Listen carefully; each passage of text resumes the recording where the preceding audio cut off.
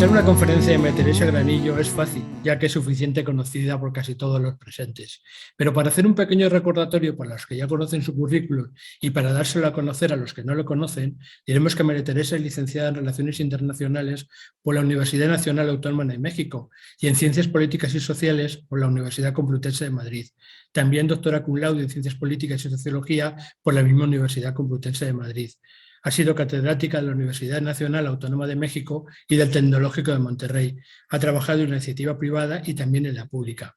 Ha escrito en periódicos y revistas mexicanas y españolas. Acaba de ser finalista del certamen literario del Muro con la novela La sombra del juramento. Ha colaborado en programas de televisión, en la radio, difundiendo la cultura mexicana. Actualmente colabora con la tertulia literaria de Valdemorillo La Fuente y en el Ateneo Escurialense. En esta ponencia del día de hoy nos hablará de Diego Rivera, el cual nació en México en 1886. Estudió pintura en su país natal, España y Francia, donde se unió a la corriente cubista.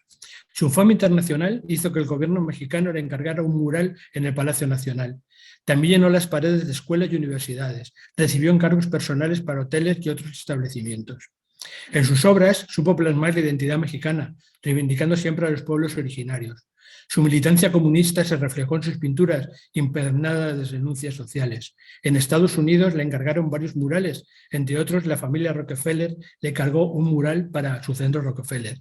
Viajó en 2 ocasiones a la Unión Soviética, donde también dejó varias obras. Se casó en 4 ocasiones, entre otras con Frida Kahlo. En 1937 alojó en la Casa Azul, que compartía con Frida Kahlo, al célebre político ruso Trotsky. Murió en 1957, siendo uno de los pocos pintores que en su vida goza de fama y carisma. Y dejemos que María Teresa nos hable sobre todo esto en su conferencia. Gracias. Gracias a ti. Muchas gracias por tu presentación, Juan Manuel. Y gracias a los que asisten en esta fría tarde a escucharme y también a los que me siguen por Zoom, aquí o desde países lejanos. Os ofrezco una breve semblanza de la vida y la obra de un artista mexicano cuya existencia giró en torno al amor, la reivindicación de las culturas originarias de México y del comunismo. Bueno, yo preferí mostraros su vida y su obra por temas, en vez de una cronología de su vida y de sus obras. Diego María de la Concepción Juan Nepomuceno Estanislao de la Ribera y Barrientos Acosta y Rodríguez, así se llamaba, con este nombre tan largo fue bautizado al que ahora conocemos como Diego Rivera. Sus padres eran maestros en Guanajuato. Tenía un hermano gemelo llamado Carlos, que murió en la infancia con 14 meses. Y nació el 8 de diciembre de 1886 en Guanajuato, en México. Cuando Diego tenía 6 años, la familia se mudó a la Ciudad de México. Cuentan que el pequeño Diego descubrió los colores y comenzó a dibujar mucho antes de aprender a hablar y a caminar. El niño dibujaba en las paredes de su casa. Sus padres lo alentaron. Incluso le dejaron una habitación para que dibujara y pintara lo que él quisiera. Aquí tenemos uno de sus dibujos infantiles. El papá quería que fuera militar, pero Diego quería ser pintor y su madre lo alentó. Porque estaba convencida de que tenía vocación.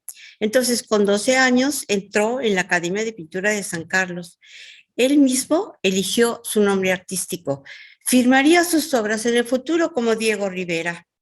Su pincel era excelente y sus maestros lo ayudaron a conseguir una beca para continuar estudiando en Europa, cuando solo tenía 21 años.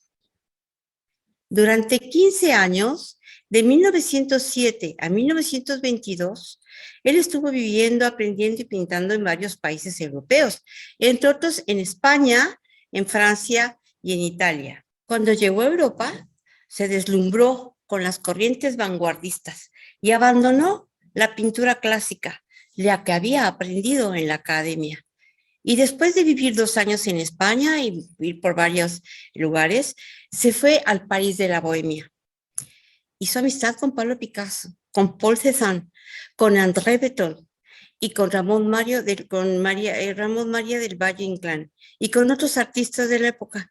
Él era muy amigo de Picasso, hasta que tuvieron desacuerdos. Se acusaban mutuamente del robo de ideas, porque a Diego le dio por experimentar con el cubismo en esa etapa de su juventud y tuvo bastante éxito. Aquí vemos dos mujeres que hizo él en el mejor estilo cubista en 1914. Yo no quiero seguir hablando de su obra sin mencionar otra de las razones por que Diego Rivera es conocido.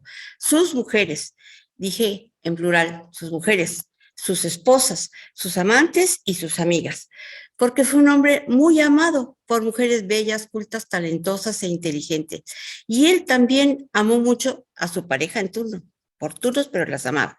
Era un hombre muy feo, le apodaban el sapo, pero muy inteligente y carismático, y con una personalidad apabullante. Era muy alto y muy corpulento.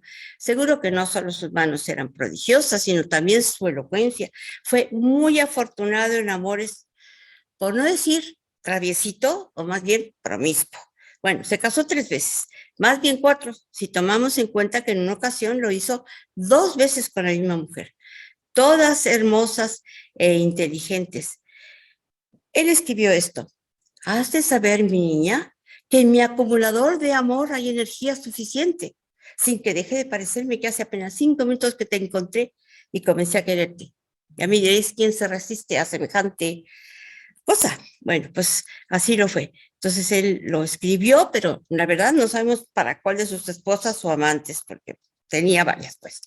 Bueno, tuvo 5 hijos. El primero se le murió, pero le sobrevivieron Ruth, Marica, Guadalupe y Diego. Angelina Beloff fue su primera esposa.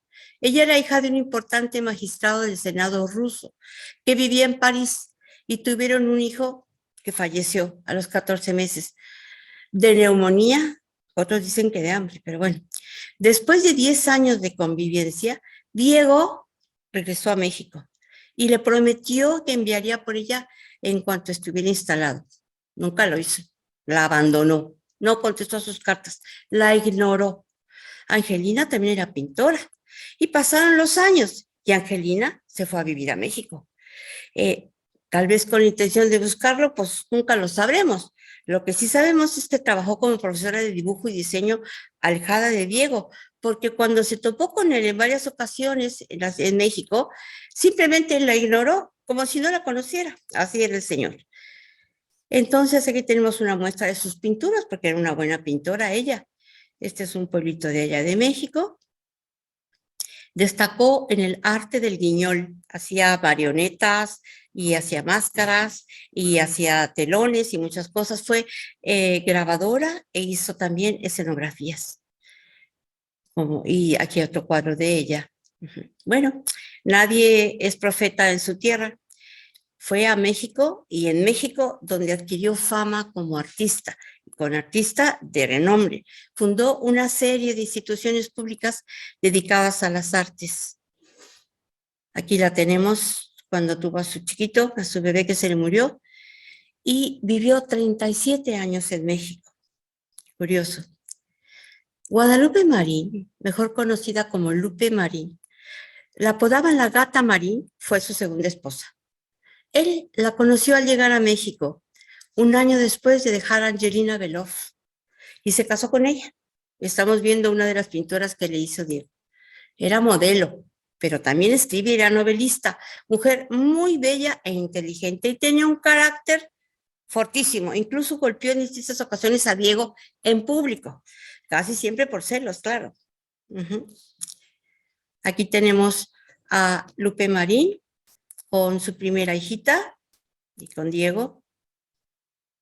Y en esta otra está con sus hijas Ruth, de 13 años, y Guadalupe, de 14. Aquí tenemos otro de los retratos que le hizo Diego. Era escritora de carácter fuerte. Hizo una novela que se llamaba La Única, muy dura y muy picante. Entonces fue censurada y repudiada por el régimen en turno y se prohibió su libro durante 65 años. Hasta después que ella murió se pudo publicar. Elena Poniatowska, la escritora mexicana que es Premio Cervantes, en una de sus novelas sobre Diego, describe así a Lupe: ojos verdes de sulfato de cobre, cuello largo, pecho plano, largas piernas y de boca olmeca, grande, fuerte, demandante. Así era la segunda esposa de Diego Rivera. El elefante y la paloma. Así se referían al matrimonio más célebre de Diego Rivera por el tamaño corporal de ambos. Diego se casó por tercera vez con una pintora extraordinaria de la que ya hablamos en este mismo foro de arte, Frida Kahlo. Bella, talentosa, inteligente, culta y muy valiente, que también militaba en el comunismo. Bueno, puse esta foto a propósito para señalar la desproporción entre los dos. Y es que Diego le doblaba la edad a Frida cuando se casaron. Ella era 24 años menor que él. Claro que los padres de ella no estaban de acuerdo con su hija, no querían que se casara. No era el marido ideal. Feo, tenía 24 años más que ella, comunista y mujeriego, y además 2 veces divorciado. No era el idóneo. Pero Frida utilizó toda su pasión por la vida para llevar adelante su matrimonio. La misma pasión que usó para sobrevivir a su terrible accidente cuando tenía solo 19 años. Ya sabemos que Frida supo metamorfosear su dolor, transformarlo verdaderamente en arte. Y su matrimonio fue muy exitoso en el ámbito artístico, cultural y personal. O sea que los dos se enriquecieron como artistas con su relación. Armaban unos escándalos descomunales, con policías y todo. Bebían y tenían relaciones extramaritales, incluso homosexuales, que se divulgaban en toda la prensa mexicana de principios del siglo XX, armando unos escándalos tremendos. En estas pinturas de Frida podemos ver la adoración, la devoción que ella le tenía a su marido. Ese tercer ojo significa que ella estaba convencida de la gran inteligencia y del talento de Diego. Aquí tenemos otra donde lo considera como la madre, ella se considera la madre de él también. Y en esa pintura que le hizo Diego después de que Frida muriese, pues aquí reflejó su amor hacia ella. La pintó en muchas ocasiones, la quería y muchísimo. Era un matrimonio muy singular y según ellos muy abierto. Pero la infidelidad de Diego con su hermana menor, con la hermana menor de Frida, que se llamaba Cristina, pues rompió la unión. Se divorciaron. Cristina era bellísima. Y bueno, como diría mi padre, de cascos ligeros y de moral dudosa. Se metió con su cuñado. Arrepentido de la consecuencia del escarceo amoroso con su cuñada, Frida le pidió de rodillas perdón a Frida. Diego le pidió perdón a Frida. Le rogó y le suplicó que volviera con él, a pesar de todo, hasta que la convenció y se volvieron a casar un año después del divorcio, en 1940. Esta vez, la relación perduró hasta que Frida murió en 1954. Y les comentaré algo curioso. Frida tuvo una relación muy estrecha con Lupe Marín, la anterior esposa de Diego, que como ven también era una mujer pues mucho más grande que ella y era una gran cocinera. En varias ocasiones cocinó para Frida y Diego cuando Frida tenía invitados. Así es que esa era su relación con la anterior esposa. Diego construyó una casa estudio doble para ambos. Pintó de azul el estudio de Frida para que ella sintiera que era una parte de su casa azul de Coyoacán, en donde vivió toda su vida. Así ambos estudios de pintura estaban juntos, pero podían aislarse ellos cuando querían. Cuando querían estar juntos, usaban la pasarela de arriba, esta que los unía. Como vemos, pues es una construcción muy peculiar, muy de ellos. Emma Hurtado fue la última esposa de Diego Rivera. Era mucho más joven que él también y amiga suya desde hacía más de 10 años. Conocía muy bien a las otras esposas. Emma había vivido en Nueva York 10 años y cuando regresó a México editó una revista sobre cultura. Fue la primera guía de turistas registrada en México. Era una mujer muy culta que había viajado mucho. Gestionó y administró las finanzas de Diego con mucha sabiduría, lo hizo rico. Fue una excelente promotora de sus obras. Y viajó con él a la Unión Soviética, a Polonia, a Checoslovaquia y a Alemania Oriental. Se fue a vivir con él en Acapulco en la casa que Dolores Olmedo, la gran amiga de Diego, les prestó, y ella lo cuidó hasta su último aliento. Sus esposas influyeron en la pintura de Diego Rivera, posaron para él en sus obras de caballete o fueron retratadas en sus murales. Pero no nada más sus esposas, también sus amantes fueron inmortalizadas por sus pinceles. Él decía que ellas eran sus musas. Ya dijimos que era bastante traviesito. Aquí a la izquierda podemos ver el cuadro que le hizo Diego a María Félix, la bellísima María Félix. Pero si os fijáis, todas las demás pues eran mujeres con sus carreras, con su fuerza, y pues bastante bellas. La más conocida de sus amantes es Marevna, otra rusa. Resulta que mientras Angelina Belov, la primera esposa de Diego, estaba embarazada en París, embarazada de él, era su mujer, él sostuvo una relación apasionada y turbulenta con la pintora rusa Marevna Borovev-Stebelska, quien posó para varios artistas de la época. De ese romance extramarital nació una hija, Marika Rivera y Borovieva, a quien nunca reconoció Diego. ¿Cómo lo iba a reconocer si estaba casado con Angelina y encima Angelina estaba esperando otro bebé? Bueno, nunca lo reconoció, pero sí la sostuvo económicamente. Este retrato que vemos aquí se lo hizo Modigliani a Marevna en 1929. Marevna fue la primera mujer que adoptó el estilo cubista. Eso es muy importante. Aquí tenemos, empezamos hablando de París siempre, aquí tenemos el retrato que ella le hizo a Diego Rivera pues en el estilo cubista. Estas dos pinturas de Diego Rivera pues reflejan su época del cubismo. El retrato de Marevna y maternidad. Son ejemplos de cómo sus amores oficiales o clandestinos influyeron en la obra del pintor. Pertenecen a la época cubista, a la etapa cubista del artista mexicano durante su estancia en París. Bueno, hasta aquí la vida amorosa y turbulenta del pintor. Tuvo más amantes, pero no voy a meter con ellas. Muchas, muchas. Pero merece un trato especial su amistad con otra mujer extraordinaria. Polémica, audaz, pobre de niña y millonaria de adulta por su propia forma. Se llamaba Dolores Olmedo. Él pregonaba que era su mejor amiga.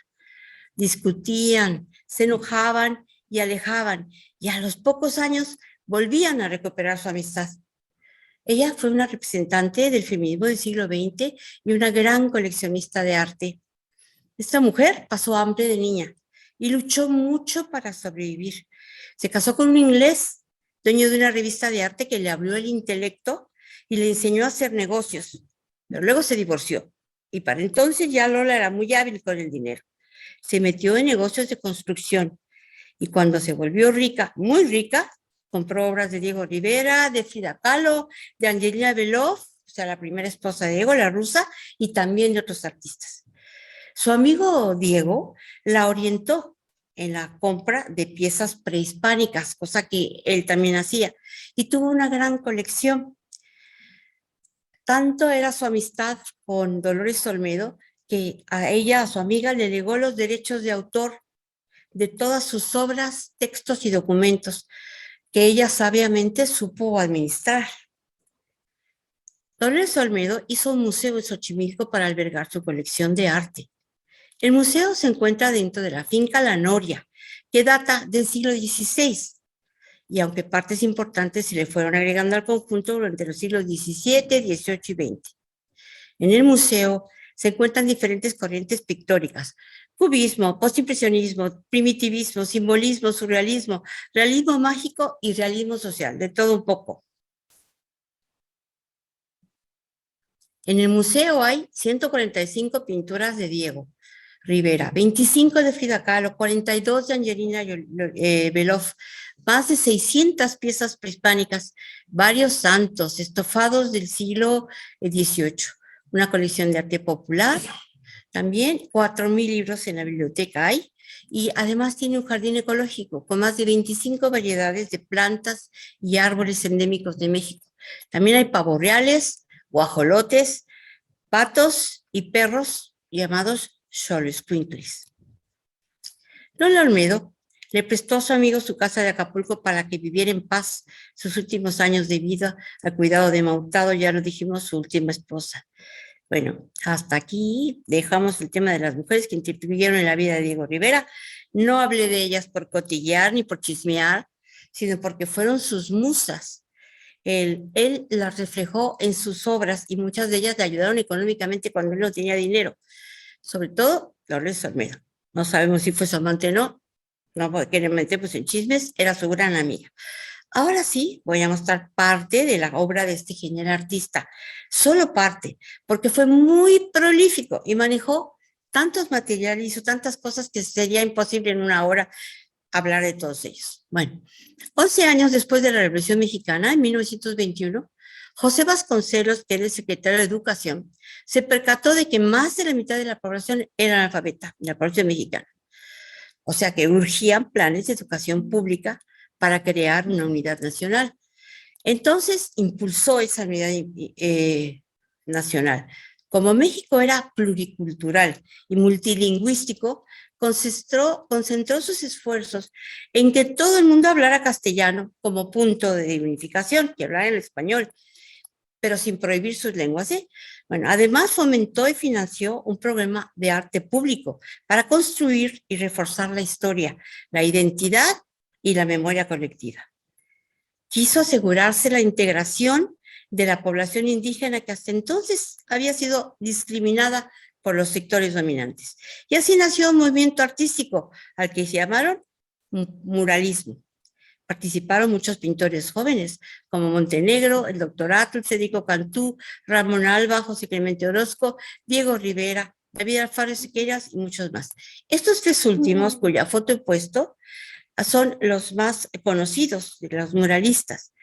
Y ese movimiento político, ese movimiento pictórico del muralismo, no era nuevo, estaba arraigado en el arte de México, estaba en el pasado artístico prehispánico, donde la pintura mural fue una práctica constante, como estos frescos que vemos en Bonampak, podemos admirar hoy día, están en Chiapas, al sur de la República Mexicana, son frescos mayas. Como veis, pues son murales. El muralismo se convirtió en una herramienta educativa, transmitía mensajes, fue esencial para unificar el país que se estaba recuperando de la revolución. Fue una corriente artística y también política y social. El trabajo monumental que hizo para el Palacio Nacional creó un ciclo narrativo sobre la historia de México, desde la época prehispánica hasta la primera mitad del siglo XX. Se trata de un grupo inmenso de murales que ocupa todos los muros de la escalera del Palacio Nacional de México y todos los paneles también del primer piso. Este es el tamaño que tiene y lo hizo entre 1929 y 1935. A propósito, puse las figuras de estas dos personas que están viendo los murales para que veáis el tamaño del mural tan grande que es. En la parte central, la más grande, representa momentos históricos de México, desde la conquista española hasta el presente inmediato del año 1930, que es la fecha en la que estaba pintando. Que José Vasconcelos, por cierto, bueno, mi abuelo trabajó con José Vasconcelos. Es un inciso, nada más. Este es uno de los paneles que adornan el primer piso del Palacio Nacional. No me da tiempo para exponer todos los paneles, son muchísimos, pero vamos a dejar que estas historiadoras mexicanas nos hablen más de esta obra monumental que, como dice su nombre, narra la epopeya del pueblo mexicano y sintetiza de una manera visual la identidad mexicana. Desde 1924, Diego Rivera estaba planeando pintar en la escalera de Palacio Nacional. Fue hasta 1929 cuando empieza a pintar. El proyecto siempre tuvo que ver con la historia de México. Es un nuevo discurso de la historia de esta nación mexicana que está renaciendo. Utiliza como fuentes desde códices prehispánicos, libros de historia, fotografía. Está concebido como un gran tríptico. En el México prehispánico el héroe es Quetzalcóatl. Las imágenes son como en espiral, como si el tiempo fuera cíclico, como lo consideraban ellos. En el centro, los personajes más reconocibles, los protagonistas de nuestra historia. La conquista, después la conquista espiritual, después diferentes héroes, hasta arriba las guerras significativas de la historia de México. En el Muro del Futuro, esta revolución proletaria que él pensaba que iba a ser la salida para el mundo, el comunismo. Esta es la visión completa de la historia de México que tiene Diego Rivera. Muchos mexicanos conocen eventos de la historia por este mural. Nos da identidad, nosotros nos vemos reflejados en esa historia y nos hace conocer nuestra propia historia.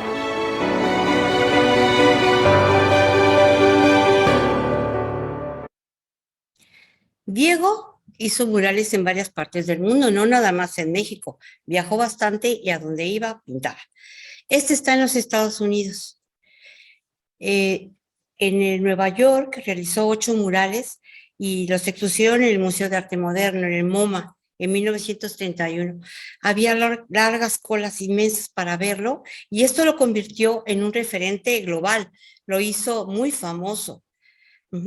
Desde el principio sufrieron dificultades porque al soberbio muralista, que ya gozaba de fama internacional, nadie le imponía condiciones. Y la familia millonaria, los Rockefeller, querían que se hiciese querían un mural de 99 metros cuadrados en el Rockefeller Plaza y habían competido por el proyecto Pablo Picasso, Henri Matisse y Diego Rivera. Impresionados por las obras de Diego, le habían asignado el proyecto a él, pero la familia millonaria deseaba que fuera en tonos grises, monocromáticos, para que no desentonara con la plaza. Y él dijo que imposible. El color para él era muy importante y además agregó que no admitía que le dijeran cómo expresar su arte. Accedieron, los Rockefeller no les quedó otra y le pidieron una obra reflexiva para que la gente se detuviese a pensar cuando la viera. Diego realizó un boceto y lo mostró y fue aprobado y comenzó la obra. Bueno, aquí lo vemos pintando en uno de los andamios. Man at the Crossroads. Esto lo hizo en 1933. El hombre en el cruce de caminos, más o menos así sería la traducción. Aquí muestro solo un fragmento, es otra vez un mural inmenso, es el central. Diego Rivera imaginó un mural en el que se vieran los dos sistemas económicos del siglo XX, el socialismo y el capitalismo. En el centro vemos un hombre con un átomo, con la división de los dos mundos encontrados gracias al avance de la ciencia y los inventos. Un obrero controla una máquina con enormes engranes. Junto a un microscopio presenta células, virus y bacterias. Mientras que con el telescopio vemos en macrocosmos como sus estrellas, planetas un macrocosmos con sus estrellas, planetas y nebulosas. Del lado izquierdo, Diego presentó un mundo capitalista. En el fondo vemos una protesta popular que es reprimida por policías montadas en Nueva York. Y del lado derecho hay una idealización del socialismo soviético. Arriba vemos al Ejército Rojo marchando, mientras que mujeres, niños y trabajadores se unen a una protesta. También aparece Karl Marx, León Trotsky y Lenin. Este último como el personaje más visible de toda la obra. Cuando estaba a punto de terminar el mural, la prensa estadounidense puso el grito en el cielo y la llamó propaganda anticapitalista. Estaba en Estados Unidos. Diego Rivera ignoró las críticas y sin previo aviso cambió la cara de uno de los obreros del lado derecho por la de Lenin. Eso no estaba en los bosquejos oficiales. Nelson Rockefeller, enfurecido, detuvo la develación del mural, que se había programado para el 1 de mayo de 1933 y que ya estaba a punto de terminarse. Y le exigió a Rivera que borrara la cara del líder socialista. Terrorismo cultural, clamó Diego, furioso, y se negó a modificar su obra abandonándola. El mural fue tapado con lonas. Al año siguiente fue borrada de la pared del Rockefeller Center. Pero no fue nada tremendo, porque Diego, cuando regresó a México, con las fotografías y los bocetos que tenía, le permitieron recrear al año siguiente en la Ciudad de México el mismo mural. Le cambió el nombre y los puso en el Palacio de Bellas Artes, donde todavía se pueden ver hoy, con el título El hombre controlador del universo. Así es que Se salvó el mural, podríamos decir, de la censura del capitalismo. Para el estado de California, en Estados Unidos, Diego pintó 3 murales al fresco. Este es uno de ellos, como todos, inmenso. Del lado izquierdo alude a México, son 5 secciones. La primera hace referencia al pasado indígena. En la segunda sección hay personajes históricos, como Simón Bolívar, Miguel Hidalgo y Thomas Jefferson. Se ve una famosa clavadista, Helen Kleckovich, y una escultura de Quetzalcóatl. Ahí tenemos a Frida, en medio, abajo, vestida de tehuana, con un traje típico mexicano de las tehuanas, del istmo de Tehuantepec, en el sur de México. Del lado derecho vemos cosas del estado de California. Se ve la bahía de San Francisco y el Golden Gate, las máquinas y las ciencias modernas. Bueno, los murales de Diego Rivera hay que analizarlos por pedacitos, por secciones, y hay que reflexionar sobre su significado porque tiene muchos elementos simbólicos. Fue Diego Rivera un viajero incansable. Además de Europa y Estados Unidos, viajó por Ecuador, Bolivia, Argentina y también por la Unión Soviética. Y solía pintar en los países por los que viajaba, porque particulares y gobiernos le pedían cuadros o murales. Volvemos a Estados Unidos. El director del Instituto de Arte de Detroit, en Michigan, le encargó al artista mexicano que pintara 27 murales al fresco en el patio interior del museo. Querían que Diego Rivera incorporara elementos que representan a toda la industria en Detroit, no solo a la industria automotriz dominante, que era lo que sabíamos todos que hacían, no, querían que representara todo. Como veis, él dejó unas huellas extraordinarias por todo el mundo. Bueno, hizo muchísimas más cosas en Estados Unidos. Estas pinturas, las 27, las hizo entre 1932 y 1933. Ve del tamaño, no sé cómo le daba tiempo. Bueno, ahora vamos a volver otra vez a México con sus obras. También fue profesor de pintura y director. En 1929 y 30 fue director de la Escuela Nacional de Bellas Artes. Le cambió el nombre por el de Escuela Central de Artes Plásticas. Esta escuela pertenecía a la Facultad de Arquitectura de la Universidad Nacional Autónoma de México. Además del cambio de nombre, presentó a las autoridades un plan de estudios muy novedoso, con profundos alcances sociales y avanzadas propuestas artísticas.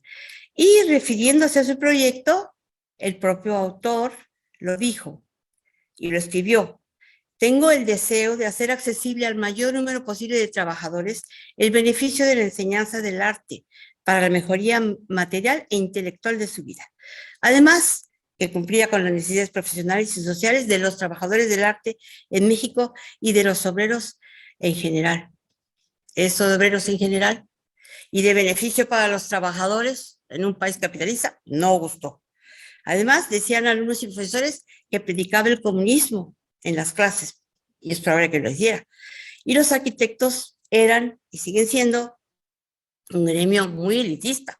No estaban de acuerdo con que mezclara la política con las cátedras universitarias y que hablara de obreros, etcétera, etcétera. Bueno, arquitectos y profesores se organizaron en su contra y a él no le quedó más remedio que renunciar.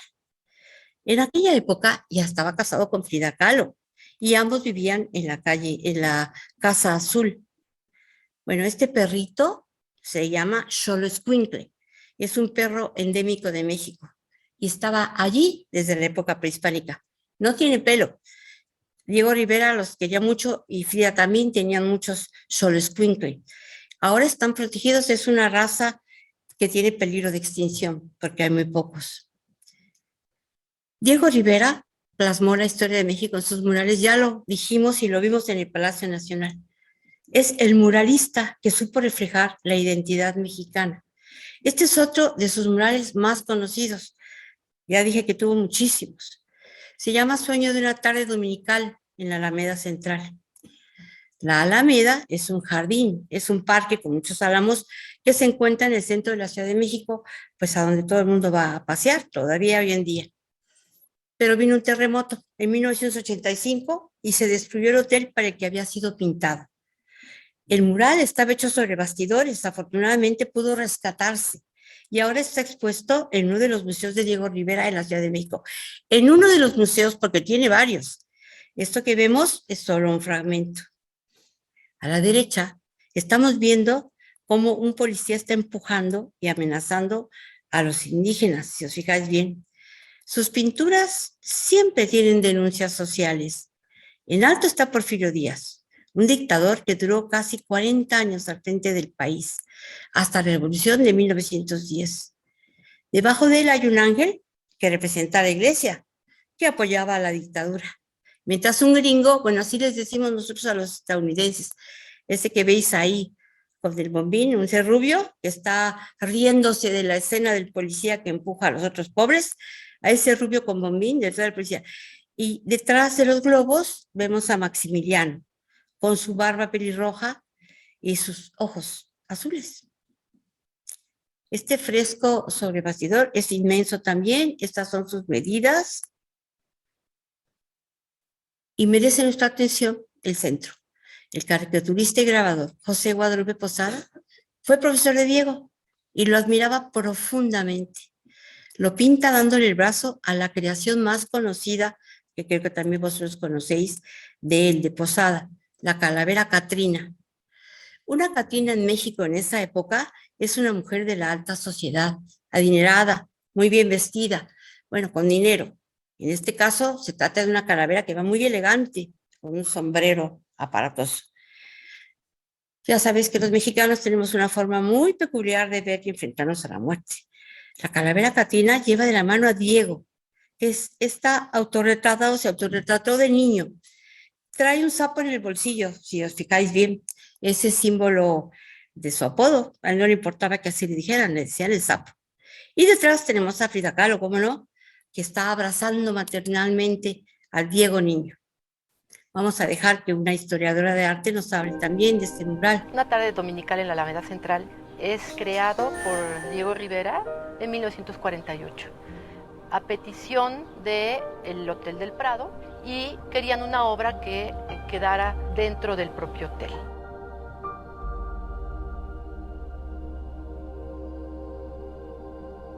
Este mural se le considera una obra de remembranza. ¿Por qué? Porque en este caso específico son los recuerdos del artista de un país que lo vio nacer.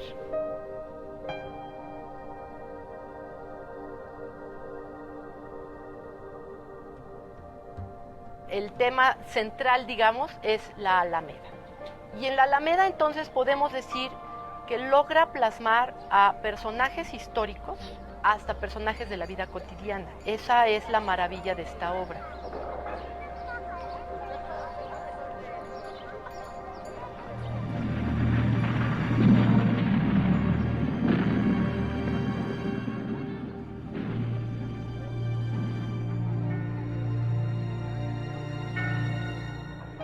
Normalmente los artistas que hacen pintura mural, una tradición es plasmar a miembros de su familia o a ellos mismos.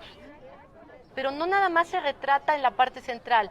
Si lo vemos de frente, en el extremo inferior derecho, está retratado comiendo una torta, ¿sí?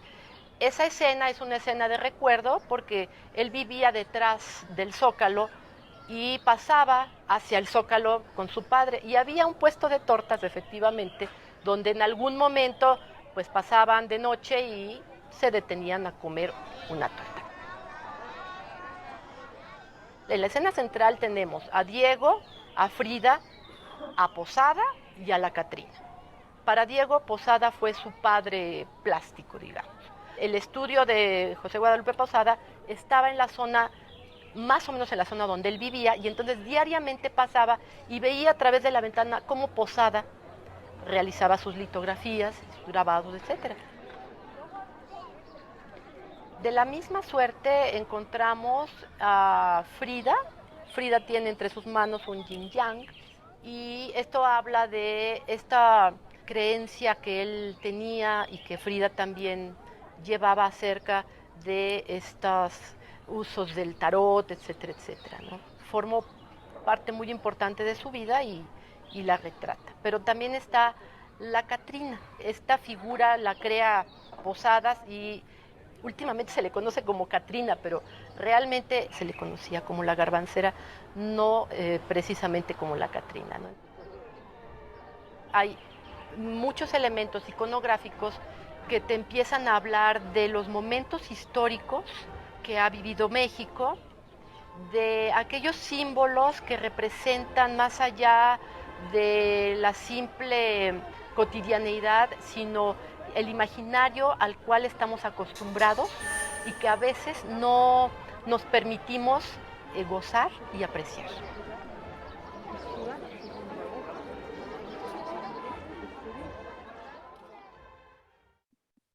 Una torta en México, no es lo mismo que una torta de aquí. Una torta de aquí es un golpe y en México es un bocadillo. Bueno, es un pan al que se le meten muchas cosas. Eso es una torta allá. Diego Rivera fue un gran muralista, sí, pero también dominó el caballete. Solo presenté unas pocas muestras de sus murales. Hizo más en México y también muchas en el extranjero, incluso en la Unión Soviética. Fue una persona muy dinámica, incansable. Su actividad era frenética. Entre mural y mural, o al mismo tiempo, pintó cuadros con diferentes motivos. Yo escogí para mostrar los alcatraces, que pintó infinidad de veces porque estaba enamorado del blanco de esas flores. Y opinaba lo mismo que el poeta Rubén Darío.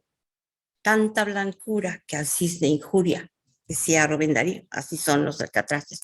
Bueno, las flores son unas constantes en las pinturas de Diego Rivera. No solo admiraba las flores blancas, también sentía adoración por las féminas, de quien siempre estuvo rodeado, ya lo dijimos. Las pintó de muchísimas formas. Dejó en París al cubismo, ya no se dedicó a él, se dedicó a otro tipo de pintura, mostrando cotidianidades o rescatando el pasado histórico de México. Diego Rivera, nacionalista, muy nacionalista. Los pueblos originarios de México lo inspiraron para sus cuadros. Hizo famosas a las vendedoras de flores de alcatraces y pintó con orgullo las raíces del pueblo mexicano, las diferentes labores y todos sus oficios. Él destacaba las prendas de vestir antiguas. Aquí se ven diversos quexquémetl. El quexquémetl es una prenda de vestir de origen prehispánico y es de las pocas que todavía hoy se siguen usando. Son muy prácticas y se prestan a diversos diseños y texturas. Su nombre proviene de la voz náhuatl quextli, que quiere decir cuello, y quémetl, que quiere decir vestido. Aquí más alcatraces y vendedoras de flores indígenas. Diego Rivera pintó muchos desnudos femeninos también, en diferentes poses y con distintos elementos. Pero las flores eran un sistema recurrente, un tema recurrente. No solo los alcatraces, aquí la vemos un desnudo con girasoles.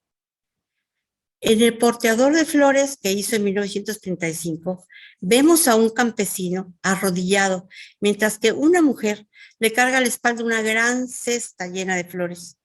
El sombrero tapa la cara del hombre, pero su expresión es de cansancio y de resignación. Del lado derecho, otro vendedor de flores que a duras penas puede con la carga, se nota.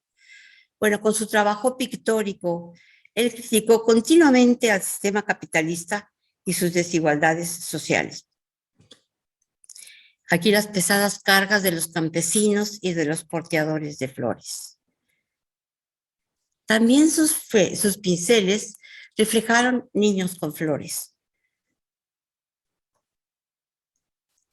Y muchas niñas también, las indígenas con sus preciosos y enormes ojos grandes. Como veis, no cabe duda de que sus flores favoritas eran los alcatraces.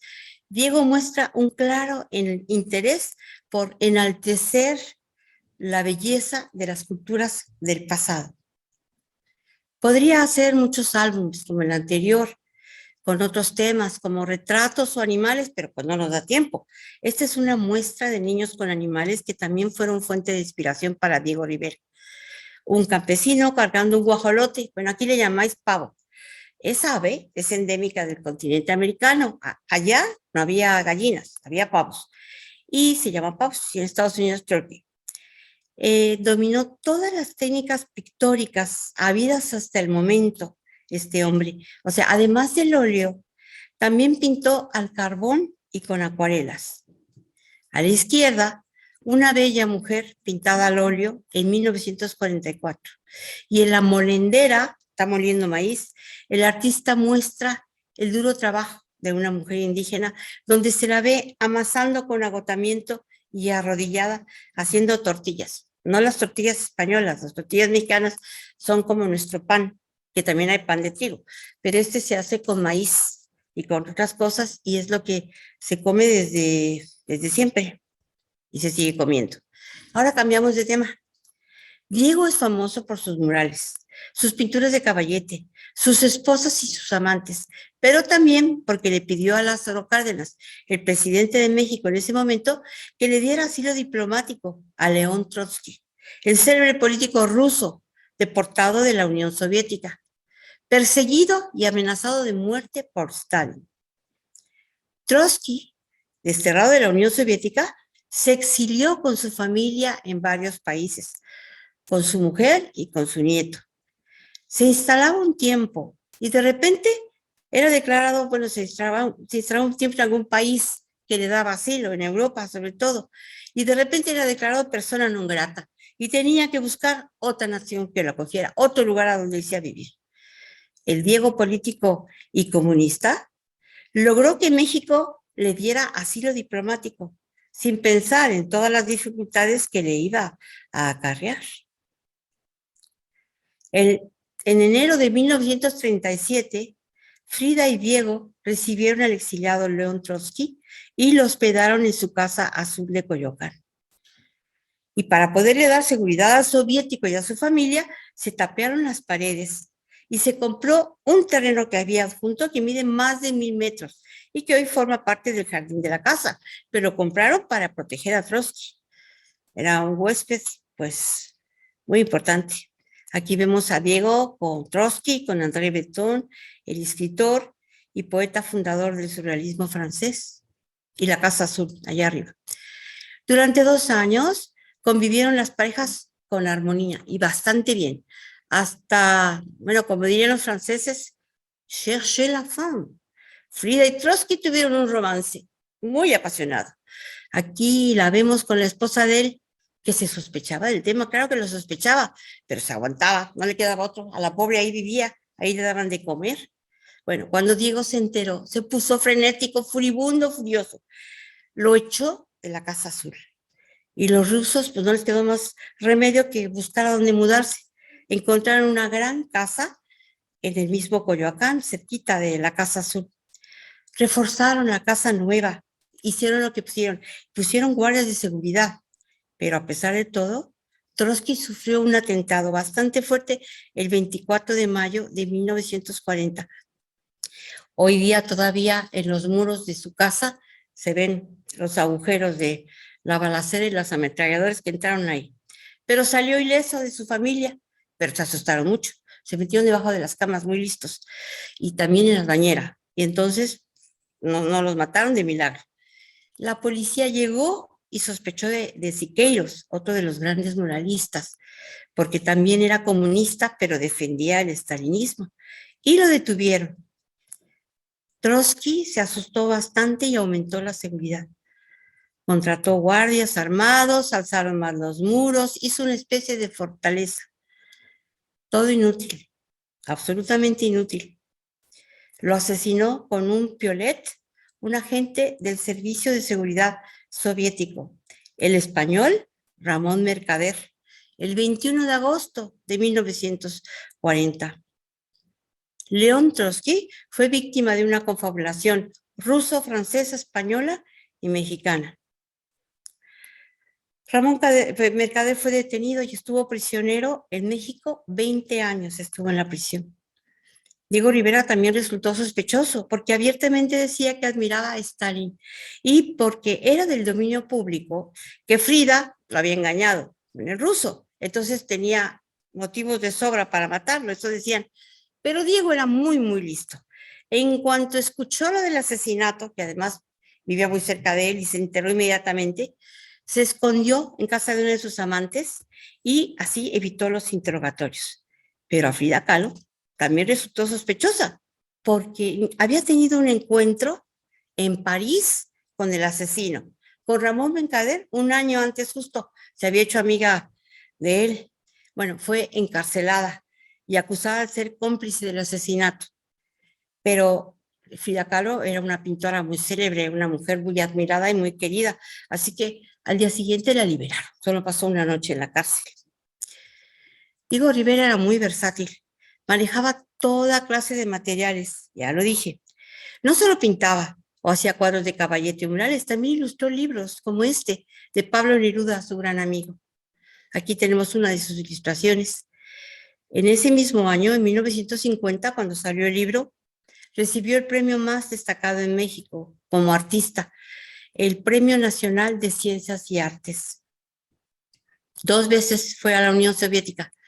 La primera vez en 1927. Lo invitaron a los festejos de los primeros 10 años de la Revolución de Octubre en Moscú. Las autoridades le pidieron hacer un retrato del camarada Stalin, ¿cómo no? Y Diego dijo que sí, pero no dijo cuándo. Pintó cuadros como este a la derecha y murales, pero nunca le hizo el retrato. Simplemente no le dio la gana y le dio largas al tema. Pero comenzaron las hostilidades. Los rusos son muy bravos. Y que llegue el invierno y sus pobres genes tropicales pues no le ayudaron. Dejó un invierno ruso y se puso una enfermada de campeonato y fue a dar a un hospital, casi se muere y salió de puntita sin despedirse, huyendo de la Unión Soviética a los 6 meses de haber llegado, cuando él tenía intenciones de quedarse años. En México pues fue expulsado del Partido Comunista Mexicano en 1929 por sus desacuerdos con el Kremlin, que lo andaba buscando y persiguiendo por todos lados. Bueno, Diego tenía un ego tremendo. Aplausos, homenajes por todos lados y bastante dinero. Fue una persona muy polémica. Tenía desavenencias continuas, daba de alaridos, gritos, golpes en la mesa, etc. Se peleaba con el puño, salud, con amigos, esposas, amantes y también con los compañeros de partido. La segunda vez que volvió a la Unión Soviética ya lo hizo en 1955 con su última esposa, con Emma Hurtado. Y se dijo que iba a recibir un reconocimiento del gobierno soviético. Ya se habían olvidado las hostilidades, se habían pasado 20 años. Bueno, pero hay un periódico de la época que asegura que el pintor aprovechó el viaje para internarse en el hospital Botkin y tratar su cáncer de próstata. Este fresco que vemos a la izquierda, que él denominó Revolución Rusa, lo hizo en 1933. Yo no sé qué os parece, pero pienso que es una forma de desprestigiar a la revolución, pues están tapando los oídos ante el líder soviético que está proclamando algo y los otros tienen los oídos tapados. Vamos a dejar esto para el debate, porque tenía sus cosas, Diego Rivera, tenía su sentido del humor muy peculiar.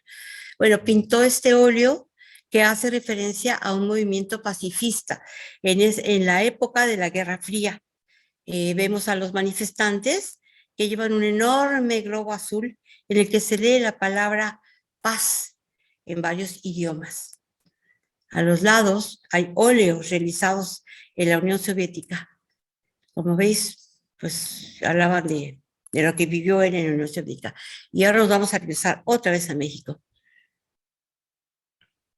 Otra prueba de su versatilidad en cuanto al material usado y diseños es un mural horizontal que él hizo en el suelo, realizado con piedras volcánicas de diferentes colores que usó para decorar un enorme tanque de agua.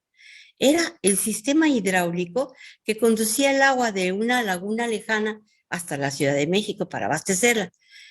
Vemos en el exterior a Tlaloc. Aquí puse una pintura, una vista aérea para que veáis que era pues casi una escultura, ¿verdad? Sobresale del suelo. Lo hizo con piedras volcánicas, y una emulsión de poliestireno BKS 92, que solo Dios que será, pero que él usó para que soportase el agua, porque pues pasaba por ahí el agua. Adentro del tanque también hizo murales horizontales y verticales. Es el único en el mundo por su condición subacuática. Por más de 40 años corrió el agua junto a los murales. Es una obra espectacular, emblemática y bella. Ves cómo está el suelo pintado y también las paredes. Y finalmente el gobierno decidió que por ahí no debería pasar el agua, para preservar los murales, porque pues eran extraordinarios y por dentro, con el tiempo, se podrían haber visto afectados a pesar del BKS 92. Entonces decidieron hacer otro tanque y desviar el agua. Mejor eso que perder estas maravillas. Otro de sus murales verticales, bueno, más bien inclinados, está inclinado, es el Estadio Olímpico de la Universidad Nacional Autónoma de México. Se llama La Universidad, la Familia y el Deporte en México. Está hecho también con piedras de diferentes colores de los volcanes que abundan en México. Él se atrevía con todo tipo de materiales. Abajo vemos un adorno, es Quetzalcóatl, la serpiente emplumada con incrustaciones de maíz, el dios más importante de los náhuatls. Alimento, el maíz es alimento de toda nuestra América, no nada más de México. Otro mural. En 1953 creó otro mural vertical monumental, el Teatro de los Insurgentes. Esta vez el mural está hecho con teselas de vidrio esmaltadas sobre placas de mosaico. Se atrevía con todo. Bueno, el tema son los artistas mexicanos. Aquí está Cantinflas y otros comediantes destacados. También hay personajes de las pastoras mexicanas, como el Diablo y el Arcángel, danzas folclóricas, etc. Y hay un jaguar que representa a las culturas prehispánicas, donde abundaba, bueno, antes abundaban los jaguares, todavía hay. Cantinflas, si veis, está cogiendo dinero de los ricos y dándoselo a los pobres. Ya dijimos que siempre hay denuncias sociales en sus obras, aquí está claramente. Pero no solo fue pintor, sabía bastante de construcción, así es que decidió diseñar y construir un museo y centro de artes. Su creación arquitectónica, el Anahuacalli, fue hecha para compartir su colección de arte prehispánica con el pueblo de México y con el mundo. Él tenía más de 2,000 piezas prehispánicas que quería preservar. Aquí lo vemos en la construcción. Tiene alrededor del Anahuacalli un espacio ecológico bastante grande con flora y fauna endémica. Y bueno, ahí veis al monito, como el monito que está ahí, un mono araña, que abunda en el sur de México. La arquitectura del edificio está inspirada en edificaciones prehispánicas, como un estilo único en su tipo. Rivera la definió como una amalgama de estilos azteca, tolteca y maya. Fue construido con piedra volcánica labrada, extraída del mismo sitio donde se encuentra. Tardó muchos años en construirse. Aquí vemos a Diego en el marco maya que hizo adentro de la Anahuacalli, y lo hizo con su propio dinero, invirtió sus ganancias en este proyecto. Resulta que en el año 400 a.C. hizo erupción el volcán de Xitle. Las capas de lava, al solidificarse, formaron un ecosistema de plantas desérticas. A esta biosfera se integró la arquitectura de la Anahuacalli, así lo quiso él. Lo pensó Diego como un receptáculo sagrado en conexión con el inframundo, y ahí puso sus obras prehispánicas. Y repito, Diego usó las piedras del volcán que estaban en el terreno, ahí donde edificó el edificio, no tuvo que comprar nada, de ahí se cogía del suelo. Afuera de la Anahuacalli hay una placa con las palabras de este genio, que no alcanzó a ver nunca terminada su obra. Una de sus hijas lo terminó con dinero y ayuda de Dolores Olmedo, la millonaria. Sus palabras fueron: devuelvo al pueblo lo que de la herencia artística de sus ancestros pude rescatar. Hay una placa allá afuera. La creación, este fue su primer mural, está en la Escuela Nacional Preparatoria, que ahora pertenece a la UNAM, a la Universidad Nacional Autónoma de México, en la Ciudad de México. En el Palacio de Hernán Cortés, que está en Cuernavaca, hizo un mural que está dividido en varias partes. La otra, que se llama Tierra Fecunda, está en la Universidad de Chapingo, que es una universidad para ingenieros agrónomos y otras carreras relacionadas todas con el campo. Él hacía las cosas aludiendo a lo que estaba viendo. El fresco La vida y los almendros, es que vemos a la derecha, los almendros floreciendo, se lo encargó una filántropa estadounidense, Rosalie Mayer Stern. Está en el dormitorio de mujeres Stern de la Universidad de California en Berkeley, en Estados Unidos. Y es que a Diego Rivera, mexicanos y extranjeros, Particulares y gobiernos le encargaban pinturas o murales y realizaba varios trabajos al mismo tiempo, era incansable. Nos dejó su arte por todo el mundo. Es imposible mostraros todas las obras de este genio mexicano del siglo XX. Yo creo que con estas pocas muestras de su trabajo y de su vida podéis daros cuenta de lo que hizo este hombre y también pues de su vida. Diego Rivera falleció el 24 de noviembre de 1957 a los 70 años en su casa estudio, la que edificó para él y para Frida, y que ahora es uno de sus museos. Tiene varios. Él era diabético y bebía como cosaco. Padeció cáncer los últimos años de su vida. Sus restos descansan en la Ciudad de México, en la Rotonda de las Personas Ilustres. Supo plasmar en su trabajo la identidad mexicana y la monumentalidad, o sea, lo grande, es una de las características de sus murales que pretendían una mayor comunicación con las masas populares. Algunos de los gigantescos murales sobrepasan los 400 metros cuadrados, imaginaros. Su vida giró a través del amor, de la reivindicación de las culturas originarias de México y del comunismo. Lo dije al principio y lo vuelvo a recordar, porque digamos que es el resumen de su vida, esas tres cosas. Cuando estuvo en Europa, rompió con la pintura tradicional clásica y asimiló las corrientes pictóricas del vanguardismo, cubismo, expresionismo, etc.